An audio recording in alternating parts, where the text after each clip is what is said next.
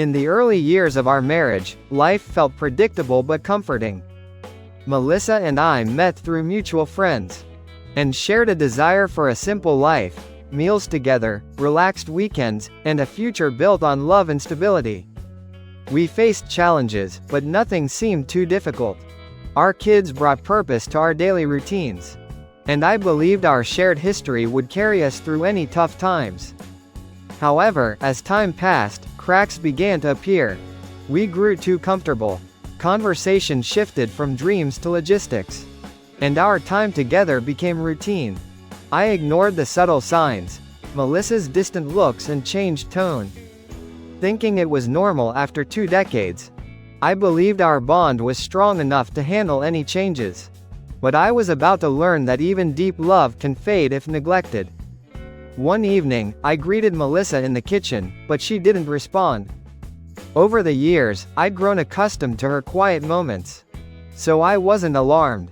After washing up, she joined me in the bedroom and asked how my day was. I proudly told her about my promotion, but her lack of enthusiasm worried me. When I asked about her day, she dropped a bombshell. "Mark, I want a divorce," she said. I was stunned and confused. I couldn't understand where this was coming from. When I asked why, she hesitated, then confessed. "I met someone else, we need to be together," she said. Her words hit me hard. As a skilled salesman, I was used to handling surprises. But this was different, much more personal. "You met someone and want to fling?" I blurted out, still reeling. I looked at Melissa, trying to make sense of it all. Her words didn't register. "It's not like that, it just happened by chance," she explained hesitantly. My mind fixated on her words, but I stayed silent, still in shock.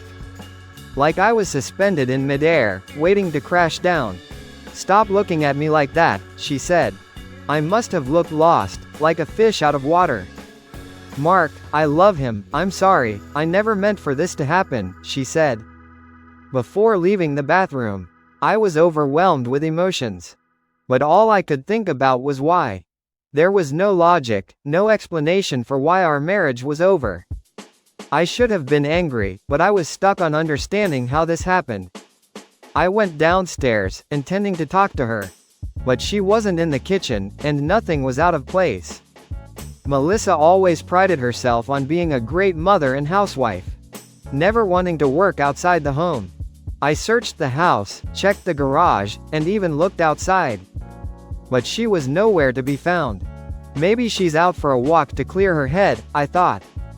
But as I waited, anger began to build.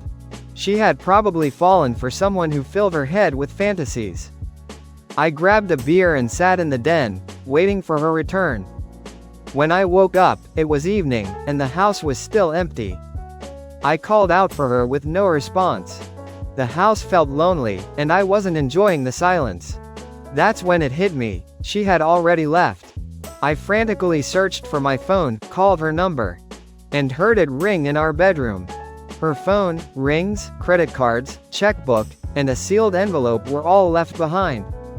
It felt like her entire life had been reduced to nothing. Standing there, I realized how little it all meant now. I didn't want to be in that room, so I left, drained and overwhelmed. I tried to sleep. But the next morning, I dragged myself to work. Even though I felt numb, I managed to get through the day without drawing attention to myself. But Melissa's words echoed in my mind. The rest of the week was a blur of emotions. The thought of spending the weekend alone with my memories was unbearable. So I just got in the car and drove, not caring where I ended up. As I drove, I asked myself if I still wanted to stay married to Melissa. I wasn't sure. I wanted to be with the Melissa I married 22 years ago, not the one who had just admitted to cheating. It felt like it happened ages ago, even though it was only a few days. The painful reality was that she didn't want me anymore. And no matter how much I hoped, I knew she had made her decision. I found myself on a quiet road leading to a secluded lake, a spot that Melissa and I had discovered while searching for retirement property. We never bought land there, but we loved the place and visited it often. The lake's serene beauty, with the sun setting over the water, once brought us peace. But now I hated it. I didn't want peace, I wanted to rage. Still, I got out of the car and sat by the lake, lost in thought. As dusk fell, the memories of joy and love overwhelmed me. And I knew I had to leave. Walking back to the car, my emotions finally caught up with me. I couldn't hold them back any longer. I fell to my knees, fists pounding the ground, screaming and cursing everything, including Melissa. When the rage subsided, I was left with the deep pain of betrayal and rejection. As night fell, I found solace in the darkness. Alone with my grief, I cried harder than I ever had. Even more than when I lost my sister. Back then, Melissa had been there to comfort me. Now I had no one to lean on. As I mourned the end of our marriage, reflecting on our relationship, I realized how much I loved her. Not just for the big moments, but for the little things. I told her I loved her in unexpected ways, and always appreciated her efforts. We had our disagreements, but they never overshadowed our love. Until now, I was blindsided by her infidelity. And though I could blame work, I knew I'd missed the signs. I wondered if I was partly to blame. I should have seen it coming, but I didn't. As the sun rose, my emotions finally settled. I knew the coming days and weeks would be tough. But I was ready to move forward. My hands were bruised and swollen. But I was determined to start putting things in order. Although I couldn't contact a lawyer on a Saturday, I checked our finances, expecting the worst. To my surprise, Melissa hadn't touched the money. It didn't match the stories I'd heard about cheating. And it gave me a small glimmer of hope. If she hadn't touched the money, maybe this was all a joke. Or just a one-time fling, and she'd eventually come back. But I quickly dismissed that hope, recalling the look on her face when she left. She wasn't coming back. I was left wondering why. Maybe she trusted me not to take advantage of her, and was just waiting for the legal process to play out. The thought of divorce still hurt. But I had no choice but to accept it. I remembered the manila envelope she left behind. Though I dreaded going into the bedroom, I needed to see what was inside. Feeling like an intruder, I grabbed the envelope and quickly left. Back in the kitchen with a beer, I stared at the envelope, curious but not ready to open it. Instead, I checked her phone. There was nothing on it except my number from when I called her on Monday night. Melissa had erased everything. I didn't know whether to laugh or cry. When she got her phone, she insisted on a separate account. The bills went directly to her, and I found no trace of them around the house. Her clothes were still in the closets, along with our kids' photo albums. I couldn't understand why she left behind things she would need to identify herself. After thinking it over, I set aside the mystery and opened the envelope. It had my full name on it. Opening it felt like the final chapter of our life together. Inside were several papers: a petition for divorce, life insurance policies, our marriage certificate, the kids' birth certificates, and the deed to the house. There was also a smaller envelope with my name written in Melissa's familiar handwriting. I held it, dreading what it represented but needing to know. It took 2 tries to open it. Inside was a single sheet of paper, covered front and back with her writing. I took a long drink from my beer before reading her letter. "Dear Mark," it began. "I'm not sure when you'll find this letter, but by now you know I've left you for someone else," she wrote. "This wasn't something I planned, and I'm sorry for the pain I've caused you," she continued. "You always trusted me, never suspecting I was capable of this, and I've struggled with guilt," she said. "You've been a wonderful husband and father, and I know this hurts," she wrote. "But I don't want to go into details that would make it worse," she added. "I met this person by accident, and our connection grew beyond friendship," she said. "This isn't a reflection on you, you've been everything a woman could want," she continued. "But I couldn't fight my feelings anymore, and neither could they," she wrote. "They are also married and have left their spouse and kids to be with me," she said. "If it's any comfort, we haven't had sex and won't until we're both divorced," she continued. "We didn't want to add more pain by complicating things further," she added. "I left everything behind because I'm starting a new life," she wrote. And dragging out the divorce in court wouldn't help, she said. I'm not asking for anything, you've worked hard for what you have, she continued. I hope by the time you read this, I've already spoken to our children, she wrote. They didn't know anything, so please don't blame them, she said. I'm not asking for forgiveness, I know I don't deserve it, she continued. But I hope our kids can forgive me, she wrote.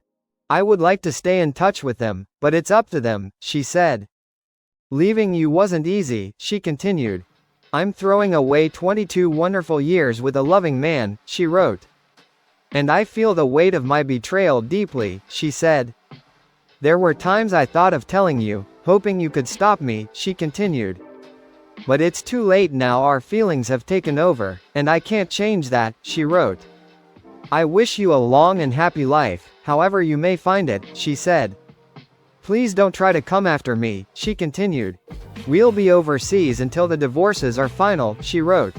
I've left a card with an attorney's name, Jack Belgan. He has power of attorney to handle everything, she said.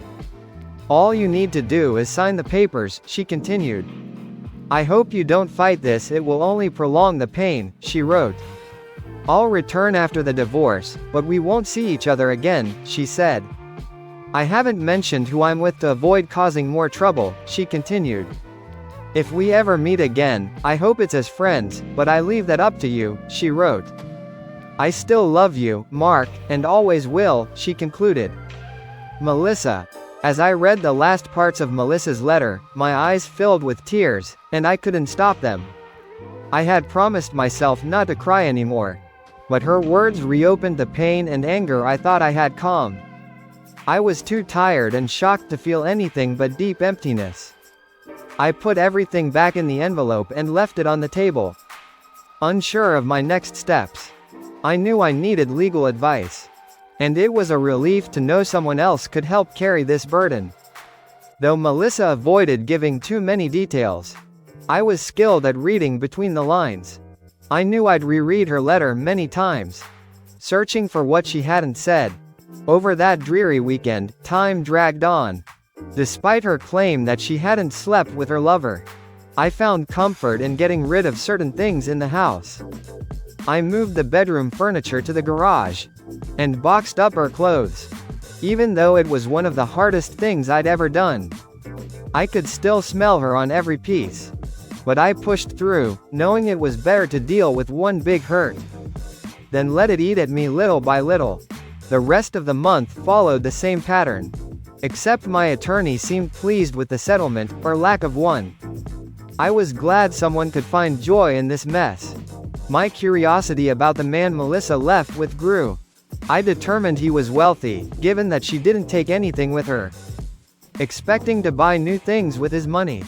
He was also well connected, likely helping them stay incognito overseas.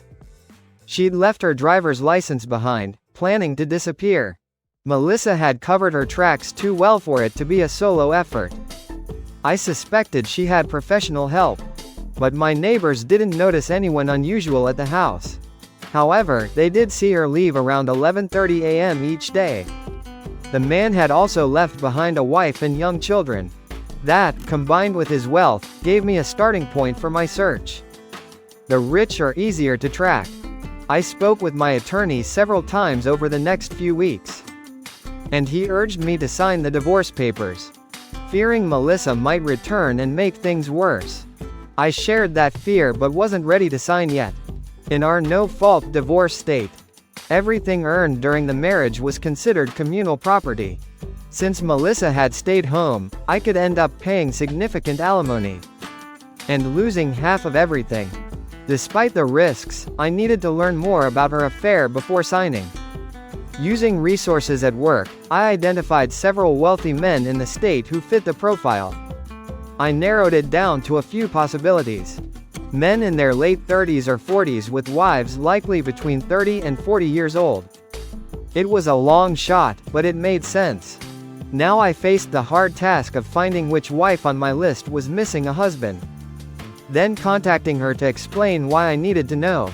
I'm not sure why I felt the need to contact this other man's wife, or soon-to-be ex-wife. It just seemed like the right thing to do. It sounds simple, but after more digging, I found that most of the men on my list traveled frequently for business, often spending days or weeks abroad. Which of those husbands hadn't come back? If Melissa's lover had returned home and then quickly left, it would be almost impossible to identify him. In my mind, I couldn't believe that two adults, supposedly in love and free of their spouses, could keep things platonic during a long trip. Even with the best intentions, something would eventually happen. A look, a touch, that would ignite their desire. It was just a matter of time, and they had plenty of it. It took me several more days to narrow the list down to 3 possible men. Meanwhile, I repainted and recarpeted the master bedroom, and bought new furniture.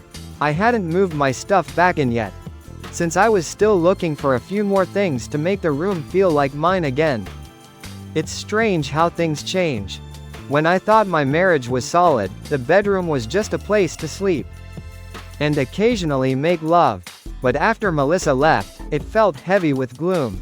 Even though I knew it was just my imagination, it affected me deeply, leading to the extreme makeover.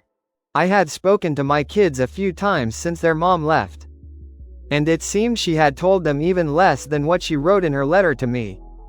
They asked me all sorts of questions, some embarrassing, that I couldn't answer. I think they believed I knew more than I was saying, and I could sense they might have blamed me for their mom leaving. They didn't say anything harsh, but I felt the unspoken accusation every time we talked. I was relieved that both my daughters lived out of state. One had just gotten married, and although I didn't like her husband much, he treated her well enough. The other was in college and would be graduating next year. If they'd been closer, they would have been constantly on my case about the split, and I couldn't handle that. I was struggling enough as it was. At work, I was getting back to a more stable emotional state. Only my boss, Herbert McNair, mentioned my earlier erratic behavior. While he expressed concern for my well-being, I knew his main worry was whether I could still bring in clients and money. I assured him I could, and that was the end of it. However, I noticed some of my coworkers giving me curious looks. I'd never been distant with them, and we'd shared drinks after work a few times. But I kept my personal life private. I knew there were probably rumors flying around the office, but whatever they were, they didn't reach me. Some coworkers asked how I was doing since Melissa left, but I never discussed my marital issues. A few women at the office seemed more interested in me, but that might have been my imagination. I wasn't actively looking, but a few weeks after Melissa left, I started noticing women more. I've never been much of a socialite, so I wasn't good at picking up on signals when a woman was interested. If someone smiled at me or gave me a certain look, I usually made a quick exit, unsure if she was just being friendly or wanted more. As long as I had Melissa, I never needed experience with other women. I also began exercising more. During my marriage, I'd been slightly concerned about gaining weight. Not too much, but enough to justify 20 minutes of exercise each morning. I started running and doing a more complete workout, spending an hour each day at it.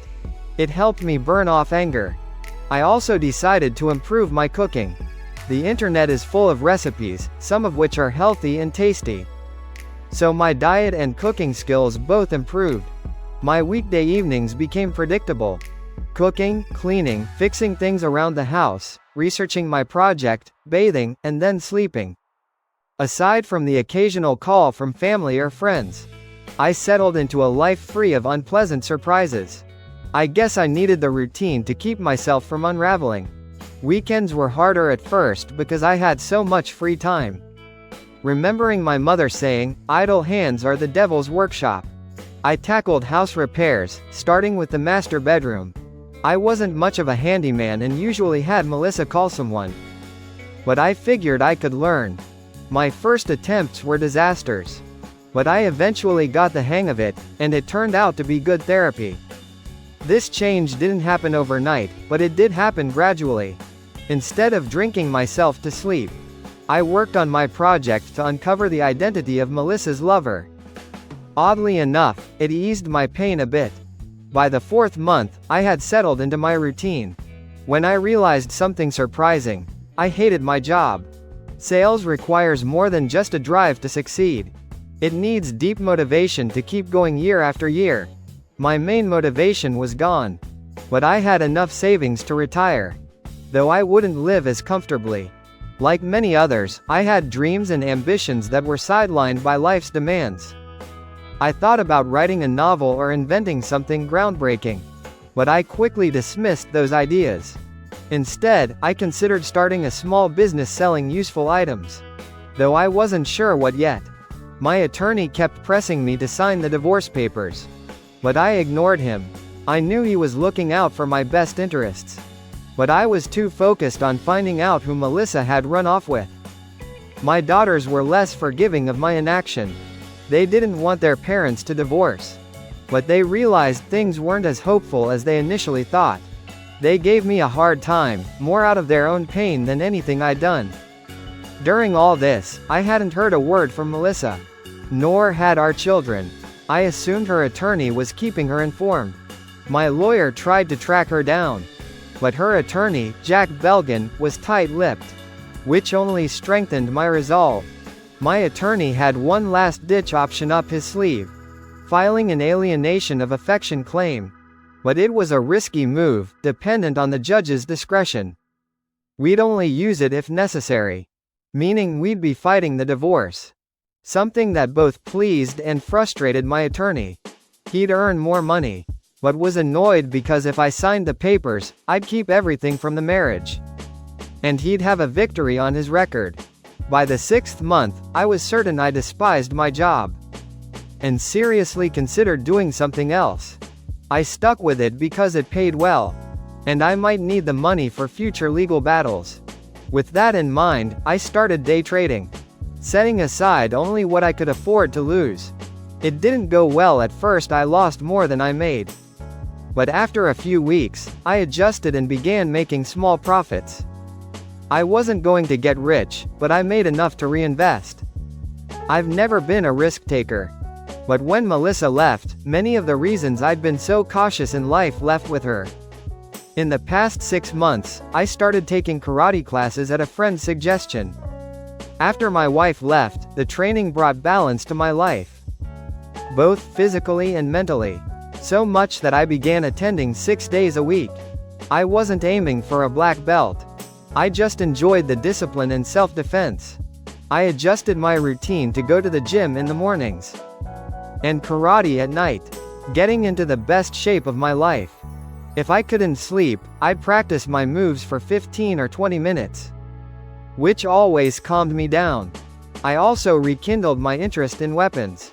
I had learned to shoot as a paratrooper in the army. But after marrying Melissa and having kids, I got rid of my weapons. However, I still enjoyed target shooting. And would rent a weapon when I wanted to practice. Now, with no one to object, I bought a firearm. And got a concealed carry permit. Though this decision came after something unsettling happened. About 2 weeks after Melissa left. I started noticing things out of place at home. I had been keeping everything orderly. So when I saw my keys on the rack in the wrong order, it caught my attention. I dismissed it at first. But then I noticed other small changes. Like a book on my nightstand being moved. And a bookmark that my daughter made not sticking out as usual. These little things made me feel like someone had been in my house. Searching for something, although I wasn't sure. The thought unnerved me enough to change the locks. And install a top-of-the-line alarm system and cameras. I also started going to the shooting range again. And took NRA home protection courses. I knew I was getting a bit paranoid. But living alone after so many years with Melissa was disorienting. My mind was a mess, and nothing made sense. I couldn't shake the feeling that I was missing something important. Or maybe just deluding myself because of my lingering feelings for my wife. But then I questioned whether I still loved her at all. Love fades if it isn't nurtured. And I knew I'd have to confront that if I ever saw Melissa again. But I also wondered why I didn't just accept the divorce and move on. Especially since the terms were in my favor. Maybe it was my ego refusing to let go. Those thoughts didn't comfort me, so I pushed them aside. I wasn't entirely alone, though. Once word got around the office about my separation, I caught the interest of several female coworkers. As I got into better shape, that interest grew. I went on a few dates, but nothing worked out. I was too preoccupied with finding Melissa, and wasn't ready for a serious relationship. The women quickly realized this. And after one date, they usually saw that I needed closure before I could move on. My search for Melissa had reached a dead end, though. I had 3 possible suspects, but none fully matched the criteria. So I changed tactics and tried to figure out where Melissa might have met her lover. Using a map, phone book, and the internet, I identified every mall, coffee shop, and public place within a 30-minute drive from my house. The sheer number of options was overwhelming, and for a moment, my resolve wavered. But then I thought, what else is there to do? I'm no investigator, but it made sense to just start asking around. Armed with the latest photo of Melissa and printouts of 3 suspects, I began my search, starting with the closest locations. Each day during lunch, I spent 1 to 2 hours visiting places, following pre-printed directions to maximize my time. I managed to visit 3 spots daily but avoided weekends since Melissa was with me. In the 3rd week, I finally had some luck. By then, I had gotten better at asking questions and showing photos, approaching people with calm confidence. On a Friday at a cafe and bar, a female server took a second look at Melissa's photo and recognized her, though she hesitated at first. After some gentle persuasion and a little cash, she opened up. She didn't recognize the men in my photos, but mentioned another man she'd seen with Melissa. Gray beard, glasses, neatly cut salt and pepper hair. Though I didn't recognize the description, she confirmed they had been seen together multiple times. Leaving the cafe, I felt elated, finally having a solid lead. That day, my mood was so good, coworkers noticed. And I even closed a tough deal at work, earning praise and a bonus from my boss. Despite my situation, I felt surprisingly positive. Using the server's description, I created a composite sketch of the man. The result looked like someone who belonged in a university, but I couldn't match him to anyone online. A few weeks later, I had almost given up. I brought the sketch to work to continue searching during lunch. One day, a coworker, Arturo Mendoza, stopped by and noticed the drawing on my desk. To my surprise, he recognized the man, saying he was a regular donor to a charity our company supported. Though Arturo couldn't recall the name right away, he eventually remembered, Conrad Miller. I was thrilled. Sometimes it's the little things that make a big difference. And getting this name felt like a major breakthrough. I considered investigating at work, but Arturo's behavior made me think it was better to do it at home. Oddly enough, my house had become my home again, despite the pain and memories of Melissa. That evening, I quickly found out about Conrad Miller. Yes, he had a younger wife and 2 kids. But there was no mention of any long trips abroad. In fact, he seemed to be a homebody. His wife, Diane Lindgren, kept a low profile, which isn't easy when you're married to a billionaire. The internet was full of information on Conrad, who was a dot-com billionaire from the 1990s. He had diversified his wealth, investing in everything from airlines to weapons research. I finally understood what Melissa had meant in her warning. But why would a guy like that, who could have any woman, be interested in my wife? It didn't make sense. Diane was beautiful, and while Melissa was attractive, she wasn't in the same league. My initial excitement faded, leaving me confused and lost. What was I supposed to do now? I had been thinking about a millionaire, but a billionaire? That was a whole different world, with tight security around them 247. Reaching out to Conrad's wife no longer seemed feasible. I couldn't help but wonder what Melissa had dragged us into. I went to bed feeling more dejected than ever. The rest of the week felt the same, uncertain and apprehensive. It was as if my subconscious was trying to keep me from discovering the truth. The internet may be full of lies, but it's useful when digging up information. I quickly found more details about Conrad and Diane online. Conrad was wealthy but looked more like a bookish professor. Diane was stunning, making it even harder to understand why Conrad would be involved with my wife. But despite all this, I was no closer to understanding anything. I spent weeks researching Conrad Miller's business interests. While I'm no financial analyst, it was clear his businesses were diverse. A third of them were publicly traded and easy to research. But the rest were privately held and difficult to investigate. As for my day trading, I initially set aside $10,000. But quickly lost most of it. After investing another $20,000, I finally started to see small profits. By the time I had blown through almost $40,000, I began making more significant gains. 6 months after Melissa left, I decided to quit my job to focus on day trading and finding my wife. Despite attempts by my boss and coworkers to change my mind, I told them I no longer wanted to work. With Melissa gone, I had nearly $2 million in assets, with day trading accounting for 40%. The rest came from savings and equity in my mortgage-free house. I also had $400,000 in a 401k I could tap if needed. Realizing Melissa's lover was a billionaire, not a millionaire, made my chances of getting close to him slim. I shifted my focus to learning more about his wife, Diane. Unfortunately, there wasn't much information, as she led a reclusive life. There were rumors of estrangement, which wasn't surprising. I did find out that Conrad had a large estate in Tuxedo, New York, where his wife and children lived. But he rarely spent time there. I learned all this around the time I quit my job. Now nothing was tying me down. All I needed was my laptop, a few clothes, my camera, and a full tank of gas. My daughters, Katie and Carla, were my only concern. But Katie was married and living out of state. And Carla was finishing college and planning to start her master's degree. They were both pillars of strength for me. And I stayed in constant contact with them. Carla and Katie took their mother's abandonment hard. Especially Carla, who was very close to her. At first, Carla blamed me for Melissa's departure. But as weeks passed without hearing from her mother, Carla's anger shifted. When Carla would angrily declare that her mother was dead to her, I didn't stop her. In a twisted way, it felt good that Melissa had lost at least one of her daughters. Eventually, Katie also began venting about her mother. By the time I tried to curb the negative talk, it was too late.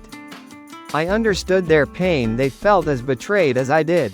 I apologize if this story seems disjointed, but my thoughts were all over the place. Divorce is like experiencing a death, and I was going through the stages of grief. I started with denial, not believing Melissa was really gone. Then came anger and bargaining, where I'd pray at night, promising to attend church if Melissa came back. Depression set in by the third week and lingered. Acceptance still eluded me. I figured it would only come after a face-to-face meeting with Melissa. At the start of the 7th month, several things jolted me back into action. First, my attorney called, asking what I wanted to do about the divorce. I hadn't heard from him in months, and assumed the divorce was finalized, since I hadn't signed anything. I was shocked to learn it wasn't. That was odd. The next day, Carla and Katie both called, saying they had heard from their mother. Carla was a mess, and it took 10 minutes to calm her down. As soon as she realized it was her mom on the line, she unleashed her anger, telling Melissa she was dead to her, and that she didn't want her at her graduation or wedding. Carla even said Melissa would never see her future grandchildren. Melissa reportedly sobbed uncontrollably before the call disconnected. Katie's conversation with Melissa was more civil, at least at first. Katie tried to find out where her mother had been, but Melissa refused to share details. Since I had been open with my daughters about Conrad Miller, Katie tried to get more information by revealing that she knew about Melissa's relationship with him. Melissa gasped and tried to deny it, but Katie had lost patience by then. She told her mother off, saying Melissa had ripped out their father's heart and abandoned her daughters for her lover. Melissa broke down, repeating that she was sorry and still loved them. Before the call ended, around 3 a.m. the next morning, my phone rang, jolting me awake. My heart raced, fearing something had happened to my daughters. After a few tries, I answered. "Hello, Mark, I'm so sorry, my 2 girls hate me," the voice said. I was pretty sure it was Melissa, but I asked, "Who is this?" The line went dead. I traced the number and called back, but no one answered.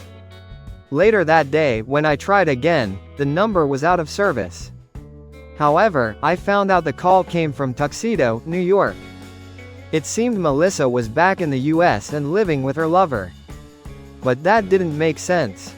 Conrad's estate in Tuxedo was supposed to be for his wife and children. Maybe they were away, or perhaps Conrad was visiting them now that he was back in the country. About a month ago, I learned that Diane Lindgren lived on the estate with her children. So I tried to contact her by phone, but that went nowhere. I was politely informed that she didn't take calls from strangers. Realizing I was dealing with the ultra-wealthy, I knew I needed a different approach. The next day, I made some trades and netted $27,000. That night, around 11 p.m., I went grocery shopping. And as I was returning to my car, a man grabbed me from behind and whispered, "You need to stop bothering Mr. Miller." My pent-up anger exploded. Using my self-defense training, I twisted free, kicked him in the knee, and twisted his wrist behind his back. "Who the hell are you?" I demanded, holding him in a position where I could easily break his arm. The man, likely in his 30s and in good shape, was clearly not a random thug. He had a professional vibe about him. "You're making a big mistake," he said through clenched teeth. Just then, I felt a gun pressed against my head. "Let him go," a voice commanded. I kept my hold and turned to negotiation tactics. "We're at a standoff," I said quietly. "You can shoot me, but I'll still break your friend's arm," I said. "People will hear the gunshot, and they might catch you before you escape," I continued. "Besides, I have a hidden microphone on me," I said. "Everything we're saying is being recorded, and if you shoot, it'll tie Conrad Miller to a murder," I added. After a pause, the man with the gun asked, "What do you propose?" "Take 2 steps back and keep your gun on me," I said. "I'll get your friend up, but he'll shield me," I continued. "Your job was to warn me to stay away from Mr. Miller, and message received," I said. "Then you'll walk away, and when I feel safe, I'll release your friend," I added. The man agreed, saying they were only supposed to warn me, not hurt me. I slowly lifted his friend, who looked enraged and dangerous. "I can still mess you up," I warned him. "But let's avoid that," I said. I instructed the other man to start walking away. He did, though he kept looking back. When he was about 75 feet away, I released the man I was holding and pushed him toward his friend. But instead of leaving, he turned to me and said, "You've been warned, stay away from Mr. Miller." I pulled out my 9mm and aimed at his head. "Tell your boss I don't give a damn about him," I said. "If he wants to keep his secrets, he better leave me alone," I added. The man turned pale, clearly not expecting me to be armed. I considered following them, but realized it wouldn't help. Their vehicle wouldn't be traceable to Conrad. I needed to regroup. I had clearly stirred something up but wasn't sure what. I picked up my groceries and headed home, poured a drink and tried to calm my nerves. Sitting at the kitchen table, I started listing what I knew to formulate a plan. Conrad Miller was definitely the man Melissa ran off with. But why? His wife, Diane, was beautiful and seemed kind. Why would a billionaire choose my wife over her? Maybe Diane wasn't as perfect as she seemed. But the media hadn't hinted at any issues. It finally dawned on me that it was probably my daughter Katie's mention of Conrad Miller and my call to Diane that had provoked this reaction from the billionaire. At one point, I wondered if Melissa had gone into witness protection, which could explain her sudden departure and leaving everything behind. But if that were true, why wouldn't she have taken the girls? After tonight, I dismissed that idea. Those men weren't federal agents, they were too sloppy. And I shouldn't have been able to overpower one of them, even with my martial arts training. The more I thought about it, the more convinced I was that these men worked for Conrad Miller. This led me to two big questions. Why did Conrad want to keep me away from Melissa? And why did Melissa leave without discussing it with me? These questions made me think about Melissa before we got together. She was 26 when we married, and had worked as a bookkeeper. She lived with her parents, then had her own apartment before we got together. Her parents died in a house fire before we started dating, and most of her mementos were lost. It hit me that I didn't know much about Melissa's life before we met. Then there was her cell phone. She insisted on keeping it separate from mine and the girls, even though it would have been cheaper on a family plan. She also had the bill sent directly to her, and I never saw any of the statements. This arrangement bothered me more after she left, around the time I learned about Conrad Miller, and that the divorce hadn't gone through. I came up with a plan to get copies of her cell phone bills. I arranged a meeting with Melissa's divorce lawyer, pretending to discuss the final settlement. I told him I was skeptical and wanted to see all the paperwork first.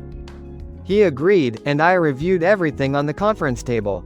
I discreetly took photos of the general power of attorney Melissa had given her lawyer, then told him I needed time to think. At home, I downloaded the photos and altered the document to make it look like I had the power of attorney. It wouldn't hold up to close scrutiny, but I was confident it would work. When I presented it at the cell phone provider's store, they asked for Melissa's password. Luckily, I remembered seeing her enter it once. It was a combination of our daughter's birth dates. I used it, and it worked.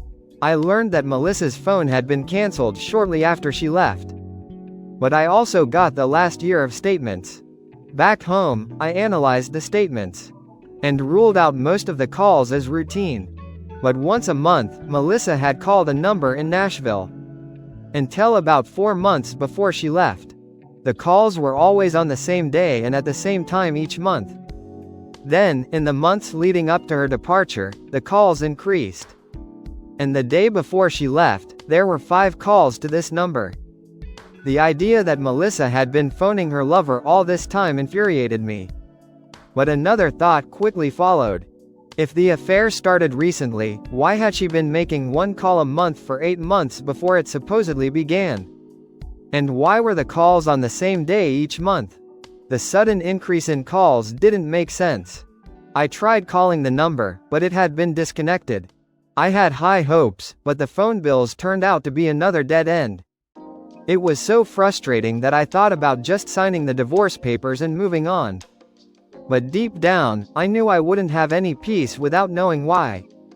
After my encounter in the parking lot, I realized the one lead I hadn't fully explored was the estate in Tuxedo, New York.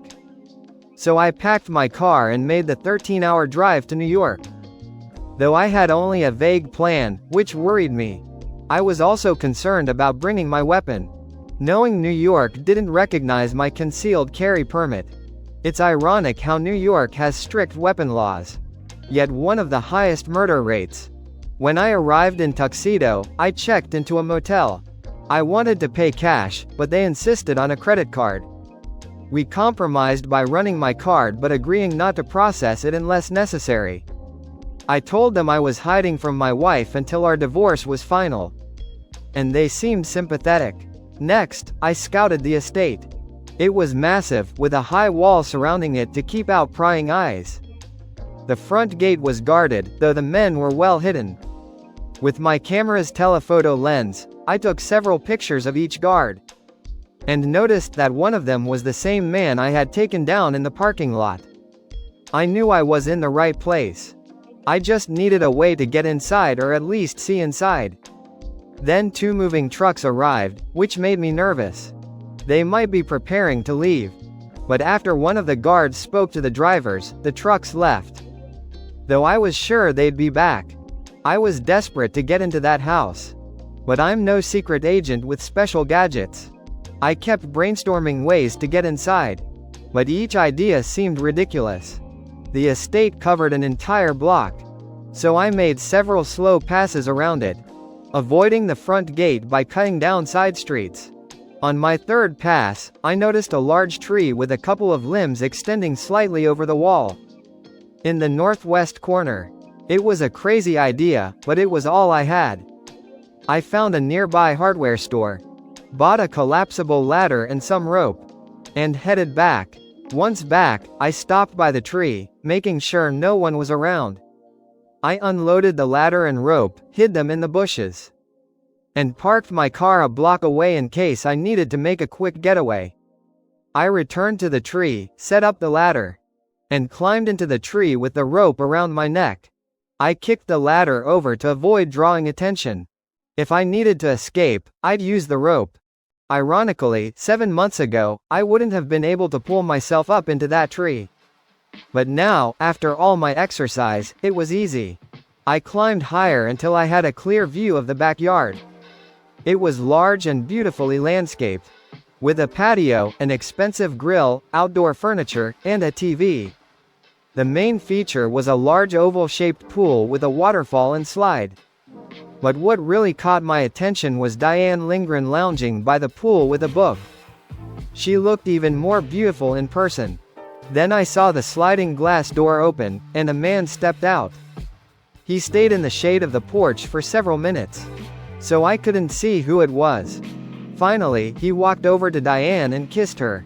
I was shocked it was Conrad Miller. This was a mess. He had stolen my wife and was still with his own. Suddenly, there was a commotion inside the house. 2 men with guns and silencers ordered the couple back inside. I had no idea what was happening, but it was clearly bad. I pulled out my phone and called emergency, telling the operator there had been a shooting. I wasn't sure if there had been, but I figured it would get the police there faster. I'd already tied off the rope and quickly threw it down. It only took me seconds to descend. And then I sprinted toward the house, expecting someone to shoot me at any moment. But no shots were fired. When I reached the sliding glass door, it was still open. I quietly slipped inside and crept toward the voices. Peeking into a spacious living room, I saw 7 people. 4 were strangers, but I immediately recognized the other 3. My heart sank when I saw Melissa among them. Melissa was sitting on the couch with Diane and her husband. "Please, Gino," Conrad begged. "Let the women go. I'm the one who took the money," he said. "I can get it back for you, and more," he added. "It's not about the money anymore," said a short, heavy-set man with a nasty smile. "It's about honor you stole from us," he said. "And that woman got my brother Johnny sent to prison for 20 years, he added. I was horrified when Gino pointed his gun at my wife. "Gino, she didn't do it, I did," Diane said defiantly. "I used her computer to send all the information to the government," she said. "She had nothing to do with it," she added. "But she cooperated. She knows all the information," Gino sneered. "It doesn't matter, she knows too much, and I'm not leaving any loose ends," he said. "Since you're going to kill us anyway," Conrad interrupted. "Can I ask a few questions?" he said. "Why not?" Gino smirked. "I've got a few minutes. I sent one of my men to confirm something," he said. "What is that?" Conrad asked. Gino chuckled. "I was surprised when you and your bookkeeper showed up last night. We've been watching this place for weeks, figuring your wife would lead us to you," he said. "But you came back here," he continued. "There must be something here you wanted that your wife couldn't get for you," he said. Just then, another man entered the room. "You were right, Gino," he said, smiling. "I found his safe hidden in the floor," he said. "I thought so." Gino's smile widened as he turned to Conrad. "Your mistake was loving your wife too much," he said. "You should have trusted her with the combination," he continued. "But it wouldn't have mattered. We planned to follow her anyway," he said. "And she would have led us to you," he added.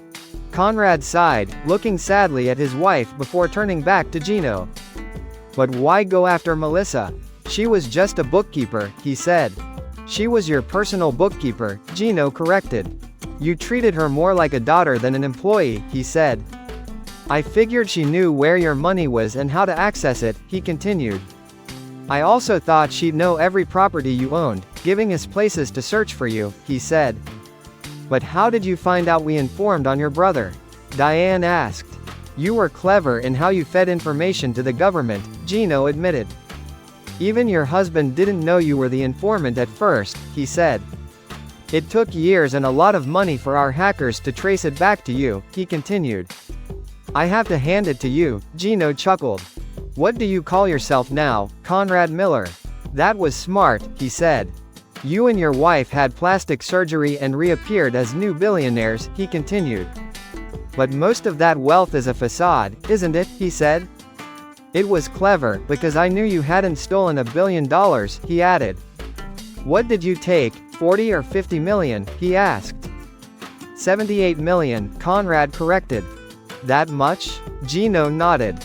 I'm impressed, but you were always the smart one, Jacob, he said. That's why my brother brought you in, he continued. You took our legal money and turned it into legitimate businesses, he said. But you got greedy and skimmed too much, hiding it in places we didn't know about, he added. Johnny finally caught on, and he was about to kill you, he said. When your wife ratted him out to the feds, he continued. It threw me off for a long time, he said. But I eventually found your bookkeeper, he added. I planned to grab her and her family, torturing and killing them one by one until she gave you up, he said. But then she disappeared without a trace, he continued. That's when I knew there was a mole in my organization, he said. It didn't take long to figure out it was Kelly, and we eliminated her, he added. Kelly's dead? Conrad asked, shocked and saddened. Yes, but I didn't kill her, Gino said. She jumped from a second-story window, trying to escape, he continued. Unfortunately, she died on impact, so we didn't get any information from her, he said. After she bolted, it didn't make sense to grab her family without knowing where she was, he added. So we tapped their phones. It took months, but that's how we discovered your real name and this location, he said. If you knew we were here, why didn't you take us last night? Conrad asked. Gino shook his head. I outsmarted myself. While watching this house, I figured you'd need new IDs, so I blocked them from being delivered, he said. My plan was to replace the moving van drivers with my men, he continued. But when you didn't get the new IDs, you sent the vans away, he said. That's when I decided to strike, he added. Now here we are, he said. Enough talk. You can make this easy or hard, he continued. I need the combination to the safe, he said. If you don't give it to me, I'll kill your bookkeeper first, then your wife, and finally you, he added. Worst case, I'll just cut open the safe, he said. As I stood just out of sight, everything clicked. I had one option. Gino, I used to think your brother was the lowest prick, Conrad snarled. But you've proved me wrong, he said. I'll take that as a compliment, Gino laughed. But don't worry, I'll pass your regards to Johnny, he said.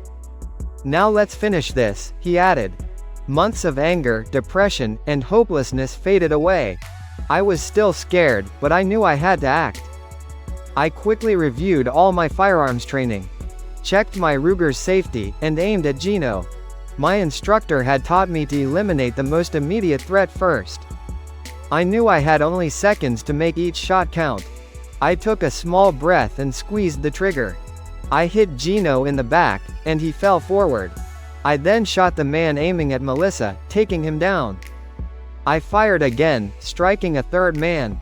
Before they started shooting back, a bullet grazed my left side, but I kept shooting. The fourth and fifth men went down. But I was shot again, feeling a bullet slam into my left shoulder. Blood was running down my face, likely from a graze on my forehead. I stood there, staring at Melissa, unable to speak. Her eyes widened, and she started toward me. I remember hearing the wail of police cars before everything went dark. When I woke up, I knew I was in a hospital. And remembered everything. It was dark, and the room was filled with medical equipment. I noticed I was handcuffed to the bed. In pain, I pressed the button for a nurse. To my surprise, Melissa entered the room with a policeman. Mark, she said in a panicked voice. Are you all right? She asked. I just hurt, I replied weakly. I was hoping someone could give me something for the pain, I said. A nurse arrived moments later with a syringe and administered the pain medication. The pain began to ease. Melissa moved to my side, and the policeman stood at the foot of my bed. "Oh, Mark," Melissa cried. "I'm so sorry for putting you through all this," she said. "I didn't know what else to do," she continued. "I knew what Johnny and Gino were capable of," she said. "And was terrified of what they'd do to you and the girls," she added. "I wanted to protect all of you," she said. "Conrad convinced me that the only way to keep you safe," she continued, "was to make you believe I'd found a lover and divorce you," she said. "I almost crumbled when I saw the hurt in your eyes," she sobbed. I reached out and took her hand. "You did it to protect us, and yes, it hurt a lot," I said. "I spent months trying to understand why you abandoned us," I continued. "I needed to know why," I said. "And I'm sorry, I think I led Gino and his men to you and Conrad," I added. "No, it wasn't your fault, Mark," Melissa choked out between sobs. "It's all my fault," she said. "I was so lonely and missed my family so much that I called each of you," she continued. "Even though Conrad warned me not to," she said. "When I found out how much the girls hated me, I wanted to die," she added. "But I couldn't tell you where I was or what was happening," she said. "Conrad was working desperately to get us new identities and find a new hiding place," she continued. "The moving trucks arrived, but we still didn't have our IDs," she said. "I'd resigned myself to getting killed," she continued. "But at least my family would be safe," she added. The pain medication kicked in, and I lost track of time.